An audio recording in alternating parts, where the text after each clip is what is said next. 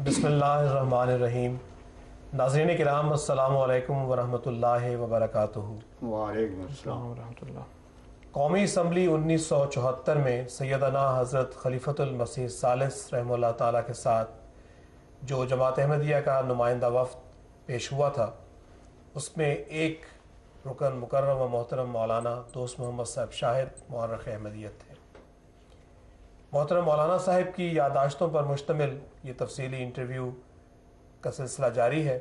आज हम इसी सिलसिले में अपनी गुफ्तगू को आगे बढ़ाते हैं और उस ज़माने के जो वाक़यात हैं उसके बारे में मुकर्रम मौलाना साहब से सवालात करेंगे। मोहतरम मौलाना साहब, सबसे पहले तो मैं आपको प्रोग्राम में तशरीफ़ लाने पर खुश आमदीद कहता हूँ।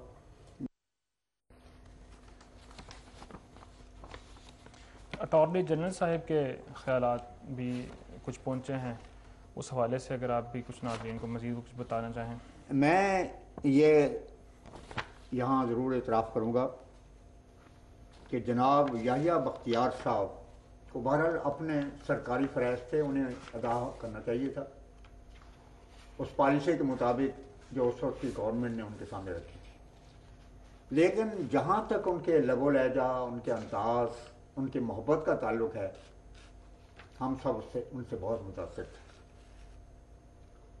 एक दफ़ा मुझे याद है कि हजूर उनके कैबन से गुजर रहे थे वापसी पर, और हम लोग पीछे थे, तो ये पहले से मौजूद थे वहाँ पर। उन्हें अंदाज़ा हुआ कि हजूर तशरीफ़ ला रहे हैं, तो वो बाहर आ गए, और जब तक कि हम लोग वो जो स्टेज थी इलेक्ट्रिक वहाँ तक नहीं गए, वो खड़े रहे हजूर के तरफ। तो बाकी मैंने कहा मजबूरी की बात अलग है, वो ऐसे ही है। मुझे एक बात आपकी इस तवज्जो दिलाने से याद आ गई, शादी की बात, यानी अमीर शरीयत आरार साहब की। ये वाक़या फजल में शायद मौजूद है कि मंसूरी पहाड़ पर एक जलसा था। उस जलसे से पहले एक शब जमात अहमदिया मंसूरी के बाद गलबन हाफिज़ अब्दुल हमीद थे, और ये उन्हीं का ही बयान था जो मैंने, जहाँ तक मुझे याद है, अल-फज़ल में शाया हुआ। वो उनसे मुलाकात के लिए पहुँचे जहाँ उनके क़यामगाह थे। बहुत अदब के साथ उन्होंने शादी को सलाम कहा, क्योंकि रसूल पाक सल्लम का यही इरशाद है, इज़ा जा करीम कौमिन आखिर में। बाकी मामले तो या क़यामत का दिन हिसाब किताब होगा। ये तो हलाको खां था जिसने कहा कि यौमुल हिसाब मैं लेकर आया हूँ, और ये हलाको खां के एजेंट हैं जो कि ये हिसाब किताब अपनी तलवारों और तफंगों और बमों के ज़रिए से यहाँ ख़त्म करना चाहते हैं। वो दैरी हैं पक्के, क्योंकि कुरान ने कह दिया कि यौमुद्दीन का मालिक अल्लाह ताला है। बाहर का बात जो शुरू हुई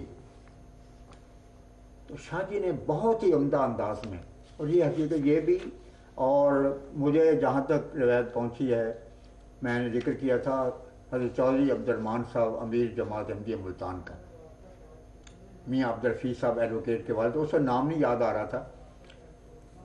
तो उनकी दुकान वहाँ पर एक फर्म थी, मुल्तान क्लॉथ हाउस, तो वहाँ काजी एहसान शहजाबादी साहब भी आया करते थे। स्टेज पर वो गालियाँ देते और कपड़े लेने के लिए वो उनकी दुकान पे पहुँचते थे। मौलाना मोहम्मद शफी साहब अशरफ मरहूम उन दिनों मुरब्बी मुल्तान थे, उन्होंने हजूर से जिक्र किया, और मैं उस वक्त हज़रत खलीफतुल मसीह सालिस में मौजूद था कि हजूर ये काजी शहजाबादी साहब ने सलाम भेजा है और कहा है कि कोई वक्त मुझे मुलाकात के लिए अता फरमाएं। तो हजूर बहुत मुस्कराए कि उनके लिए तो वक्त है जब चाहें वो तशरीफ़ ले आएँ। बहरहाल तो ये उनका अंदरूनी मामला था। शाह साहब थे, हज़रत हाफिज़ अब्दुल हमीद साहब मंसूरी वालों ने ये अर्ज़ की کہ آپ نے بڑے اچھے خیالات کا اظہار کیا ہے اور ویلکم کرتے ہوئے یہ کہا ہے کہ جماعت احمدیہ بہت اچھا کام کر رہی ہے، اور حقیقت میں اسلام جس قسم کی اسپرٹ دین اسلام کی تبلیغ کی پیدا کرنا چاہتا ہے اس کے پیکر جماعت احمدیہ کے نوجوان ہیں۔ تو آپ صاحب نے کہا کہ حضرت یہ جو آپ کا ارشاد ہے بہت ہی پیارا ارشاد ہے اور حقیقت پر مبنی ہے، آپ کے تجربے کے مطابق ہے، تو آپ جیسے کہ اسٹیج پر بھی اس کو بیان کر دیں تو بڑی ذرا نوازی ہوگی۔ تو شاہ جی کھلکھلا کے مسکرانے کے بہت ہی پرلطف انداز میں کہنے لگے حافظ صاحب بات یہ ہے کہ بخاری اسٹیج پر تو آن ڈیوٹی ہوتا ہے اور وہاں کی بات بالکل اور ہے اور خلوت کی باتیں بالکل جدا رنگ رہتی ہیں۔ تو یہی صورتحال تھی اس وقت۔ یحییٰ بختیار صاحب نے حضرت خلیفۃ المسیح الثالث رحمہ اللہ تعالیٰ کی شخصیت کے بارے میں قومی اسمبلی میں جو اپنا ایک بیان پڑھا تھا اس میں بھی ذکر کیا تھا۔ قطعی بات ہے، آپ نے خوب مطالعہ کیا ہے، اس میں آخر میں انہوں نے اعتراف کیا تھا کہ بہت ہی، وہ اگر آپ ناظرین کے لیے بتا دیں۔ انہوں نے یہ بیان دیا اور یہ بیان ان کا 6 ستمبر کو خصوصی کمیٹی کے ممبران کے سامنے تقریر کے دوران تھا، جزاکم اللہ، آپ نے یاد دہانی کرا دی۔ انہوں نے فرمایا کہ جب بشیر الدین محمود احمد کا انتقال ہوا تو اس کے بعد مرزا ناصر احمد نے بطور خلیفہ عہدہ سنبھال لیا۔ وہ کمیٹی کے روبرو پیش ہوئے، میں نے ان کی اپنی زندگی کے بارے میں ایک سوال کیا، جواب میں انہوں نے جو کچھ کہا وہ ریکارڈ پر موجود ہے۔ اس کے علاوہ مجھے جو کچھ قادیانی لٹریچر سے مل سکا ہے وہ بھی میں پورے احترام کے ساتھ بیان کرتا ہوں۔ مرزا ناصر احمد نے اپنے والد بشیر الدین محمود احمد کی جگہ بطور خلیفہ سوئم جماعت احمدیہ 1965 میں عہدہ سنبھالا اور وہ قادیانی گروہ کے سربراہ ہیں۔ وہ 1909 میں پیدا ہوئے۔ وہ ایک اعلیٰ تعلیم یافتہ اور سلجھے ہوئے انسان ہیں، مؤثر شخصیت کے مالک ہیں، ایم اے ایکسفورڈ، عربی، فارسی اور اردو کے بہت بڑے عالم ہیں، دینی معاملات پر گہری دسترس رکھتے ہیں۔ وہ احمدیوں کے نوجوانوں کی تنظیم خدام الاحمدیہ کے سربراہ رہے ہیں۔ وہ مسیح موعود کے موعود پوتا ہیں۔ ان کے خلیفہ سوم کے تقرر سے اس پیشگوئی کی تکمیل ہوئی جس میں کہا گیا ہے کہ مسیح موعود کے تخت کا وارث ان کا پوتا ہوگا۔ یہ تالمود کی پیشگوئی، تالمود بارکلے کا قدیم ایڈیشن جو لندن سے چھپا ہے اس میں موجود۔ اور یہ یحییٰ بختیار صاحب نے وہاں پر یحییٰ بختیار صاحب نے رابر کمیٹی کے تمام ممبروں کے سامنے اس حقیقت کا اظہار کیا اور یہ ان کی اپنی بلند شخصیت کا بھی اس سے اعلان عام ہوتا ہے۔ اس قرارداد کے بارے میں جو بعد میں پیش بھی کی گئی، جی، غیر احمدی اکابر کی کیا رائے تھی؟ خاص طور پہ ہم اس میں مولانا مفتی محمود صاحب کا ذکر کرنا چاہیں گے کہ وہ تو وہاں موجود تھے جی، اور انہوں نے پھر اس ضمن میں کچھ بیان بھی دیے۔ پھر اس کے علاوہ مولانا مودودی صاحب، وہ وہاں موجود تو نہیں تھے لیکن بہرحال ان کو اطلاع تو ساری تھی، یا حفیظ جلندری صاحب اور دوسرے جو مولانا غلام جیلانی صاحب وغیرہ تھے، ان کی اس بارے میں کیا رائے تھی؟ یہ نہایت دلچسپ اور بہت سی معلومات پر مبنی ایک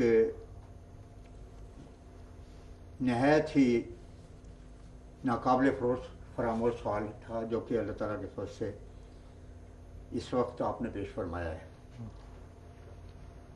اس باب میں تفصیل میں تو نہیں جاتا کیونکہ یہ دلچسپ باب ہے اور بڑی تفصیل چاہتا ہے، مگر میں آپ کو ایک جھلک دکھانا چاہتا ہوں، اور وہ بھی صرف غیر احمدی اکابر مولانا مودودی، جناب حفیظ جلندری، مولانا غلام جیلانی صاحب اور مفتی محمود کا تبصرہ جیسا کہ آپ نے ارشاد فرمایا، بلکہ اس میں یہ بھی میں ایک مختصر اسکیچ بیان کروں گا اس زمانے کے پریس کا اور چٹان کا اور شامی صاحب کی رپورٹ اور بنوری صاحب جو کہ ساری کمپین کے انچارج